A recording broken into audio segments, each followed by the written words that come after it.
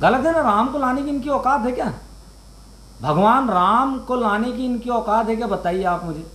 भगवान राम के कारण इनका जन्म हुआ है, जो यहाँ पृथ्वी लोक पर जो मनुष्य बने। भगवान राम ने भी जो है भगवान शिव की स्थापना करे थे, तो तब जो है माता सीता के साथ जो है दोनों ने स्थापना करे थे। इन्होंने तो अकेले ही स्थापना कर दी भगवान राम की, जबकि इनकी पत्नी है।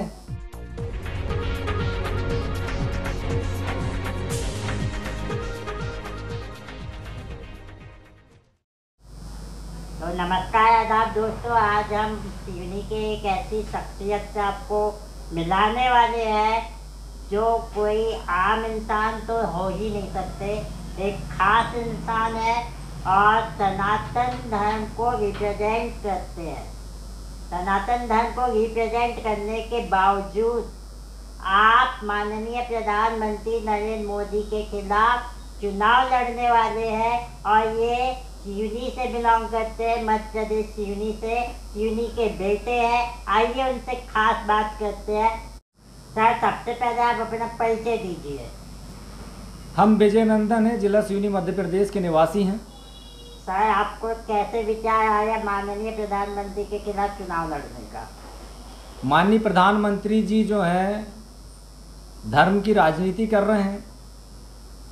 माननीय प्रधानमंत्री जी जो हैं वो कहते हैं कि हमने भगवान राम को लाया। भगवान राम को लाने की इनकी औकात है क्या? भगवान राम ने इनको लाया। भगवान राम के उससे जो है इनका जन्म हुआ। आप बोलते हो इनकी औकात नहीं है राम भगवान को लाने के लिए, पर माननीय प्रधानमंत्री जी अपने स्टेट में तो हर जगह राम ही के नाम पे वोट मांग रहे, तो फिर वो कहाँ गलत है? उन्होंने तो राम जन्मभूमि के लिए कई आंदोलन भी किए थे जब वो मुख्यमंत्री नहीं थे तब, तो कहीं ना कहीं तो उनका योगदान माना जाएगा। उन्होंने कहाँ आंदोलन किया? आंदोलन तो बड़े बड़े साधु संतों ने किया, जिन्होंने गोली खाकर मर गए वो, उन्होंने आंदोलन किया। कहाँ मोदी जी ने आंदोलन किया? तो आपको नहीं लगता उन साधुओं के साथ प्रधानमंत्री ने कुछ गलत किया हो, यानी उनके साथ नाइंसाफ़ी हुई है, ऐसा आपको नहीं लगता? अभी भगवान राम की जो है प्राण प्रतिष्ठा हुई, उस समय उन्होंने जो है सम्मान पूर्वक उन संतों को बुलाया नहीं, उनका अपमान कर दिया। और अभी जो है धर्म की राजनीति कर रहे हैं, धर्म के राम के नाम पर वोट मांग रहे हैं। अभी ये भी देखा जाएगा कि जब भी ये पूजा पाठ करते हैं, राम मंदिर का उद्घाटन करते हैं, तो साधुओं को एक तरफ कर देते हैं और अपने कुछ नेताओं को आगे कर देते हैं। ऐसे समय में आपके मन पे क्या विचार आता है, या दूसरे साधु संतों के मन में क्या विचार आता है ना, सभी लोगों को उन्होंने जो है दरकिनार कर कर जो है खुद ही ने जो है उसकी स्थापना कर दी। जबकि सनातन धर्म में जो है एक गृहस्थ आदमी को जो है अगर भगवान राम ने भी जो है भगवान शिव की स्थापना करे थे, तो तब जो है माता सीता के साथ जो है दोनों ने स्थापना करे थे। इन्होंने तो अकेले ही स्थापना कर दी भगवान राम की, जबकि इनकी पत्नी है। आप बोलते हैं इनकी पत्नी है, पर उन्होंने तो पत्नी को छोड़ दिया ना, कई साल हो गए उनको छोड़े, केवल 2 महीना 3 महीना साथ में गए, तो भी क्या वो उनकी पत्नी कहलाएंगी? क्यों नहीं कहलाएंगी? एक बार जो है हिंदू धर्म में किसी के साथ अगर उसकी शादी हो जाती तो वो जीवन भर का रिश्ता हो जाता है।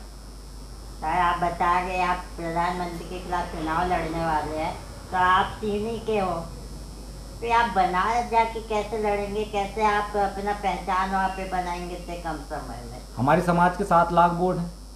जनहित किसान पार्टी ने जो है हमें टिकट दिया हुआ है, उनका भी सपोर्ट है। साधु संतों का भी सपोर्ट है। लोकल के अन्य दूसरे समाज जो हैं जो इनका विरोध कर रहे हैं, उनका भी सपोर्ट है। पर जहाँ पे लोग बोलते हैं कि राहुल गांधी सनातन के विरोधी है, ऐसे लोगों के खिलाफ ना लड़ते हुए प्रधानमंत्री को ही क्यों चुनाया आपने? प्रधानमंत्री जी जो हैं वो, मैं बार बार बोल रहा हूँ कि वो धर्म की झूठी राजनीति कर रहे हैं, धर्म के आड़ पर राजनीति कर रहे हैं, जो करना अनुचित है, नहीं करना चाहिए। पूरी दुनिया के अंदर धर्म के नाम पर कोई राजनीति नहीं करता। भारत देश में एक मात्र पार्टी है भाजपा, जो धर्म के नाम पर राजनीति करती है। तो उनका जो ये नारा है, जो राम को लाए हैं हम उनको लाएंगे, ये सब गलत है? गलत है ना। राम को लाने की इनकी औकात है क्या? भगवान राम को लाने की इनकी औकात है क्या? बताइए आप मुझे। भगवान राम के कारण इनका जन्म हुआ है, जो यहाँ पृथ्वी लोक पर जो मनुष्य बने। तो तो फिर अभी आप जब बनारस में चुनाव लड़ेंगे तो उसमें कौन कौन से मुद्दों को आप उठाने वाले हो? पहला मुद्दा तो धर्म की राजनीति का मुद्दा है, दूसरा मुद्दा रोजगार का मुद्दा है। इन्होंने पूरे देश के अंदर जो है आज बताइए कि कितने परसेंट रोजगार गिरा और कितने परसेंट बढ़ा। इन्होंने सिर्फ जो है टैक्स वसूली पर ज़्यादा ध्यान दिया। आज एक बताइए कि एक गाड़ी जो 10 लाख रुपए जिसकी कीमत होती थी उसकी 11 लाख कर दिया। उसमें 2 एयर बैग होते थे, इन्होंने 6 एयर बैग कर दिया। 4 एयर बैग की कीमत बढ़ गई जिससे 28% जीएसटी लग गया, एक्स्ट्रा 28% जीएसटी मिल गया इनको। जो टैक्स का पैसा मिलता है उसमें इन लोग सारी अपनी अय्यासियाँ करते हैं। इनकी सुख सुविधाएं, चार्टेड प्लेन, एयरक्राफ्ट, इससे जो है ये घूमते हैं। मेरे को ये बताइए कि आदमी जितना टैक्स देता है उसका क्या 10% भी इन वापस करते हैं क्या जनता को? नहीं यार, वो तो बात की बात। सारी इनकी सुख सुविधाएं में यूज होता है ना। आज ये बताइए कि देश मतलब पूरी दुनिया के अंदर जो सब में बड़ा जो पैसे वाला आदमी होगा उसके पास भी इतनी सुख सुविधा नहीं होगी जितनी सुख सुविधा माननीय प्रधानमंत्री जी के पास है। तो आप जैसे कि जनता का पैसा है ना ये। आइए बोलते हैं कि हमने प्रधानमंत्री आवास योजना से 2.5 लाख रुपए दे दिया। उस आदमी से उनने कितना टैक्स ले लिया? उस आदमी से करोड़ों रुपए टैक्स ले लिया और 2.5 लाख रुपए उसको दे दिया, तो कितना परसेंट रेशो? कुछ भी नहीं दिया ना। तो आपको भी लगता है कि ये अडानी अंबानी जैसे बड़े लोगों को ही फायदा पहुंचाते हैं? हाँ, अडानी अंबानी जहाँ पे भी अपने प्रोजेक्ट डालते हैं उनको 90% तक सब्सिडी, 100% सब्सिडी है। 100% में अगर 1000 करोड़ का अगर वो प्रोजेक्ट डाल रहे हैं तो 1000 करोड़ की पूरी सब्सिडी है। और इसी बाबा जी पर ये भी तो मान लो ना कि अगर मान लो चलो ठीक है आपके राम भगवान जी को नहीं लाए, हमारे राम भगवान जी को नहीं लाए, पर कम से कम चाइना तो डरा हुआ है, पाकिस्तान तो डरा हुआ है ना उनसे। कोई नहीं डरा हुआ है, सब कहने की बात है, कागजों में डरा हुआ है, बाकी हकीकत में कोई नहीं डरा। सर्जिकल स्ट्राइक करके दिए प्रधानमंत्री जी ने। कुछ नहीं, सब कागजों पे है। अच्छा, अभी बीच में ये बोलते थे कि भारत में लिथियम निकल के आया है, क्या बोलते हैं आपके जम्मू कश्मीर में, आधिकारिक घोषणा हुई क्या?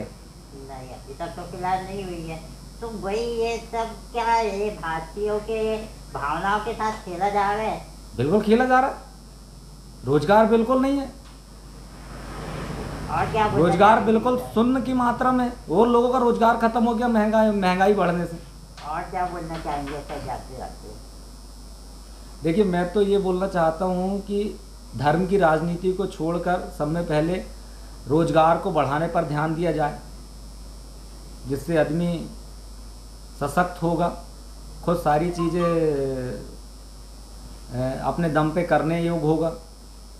सर आपको ये जितनी बातें कर रहे हो आप अभी, आपको किसी ने बोलने को कहा है या आप अपनी खुद की इच्छा से बोल रहे? खुद की इच्छा से बोल रहे। कोई कहा को बोलेगा बोलने? कोई आपको दबाव तो नहीं? कोई दबाव नहीं दिया। ठीक है सर, आपने चैनल को इतना कीमती समय दिए हो उसलिए बहुत बहुत धन्यवाद। धन्यवाद। हमारे चैनल को सब्सक्राइब करें और बेल आइकन दबाना ना भूलें।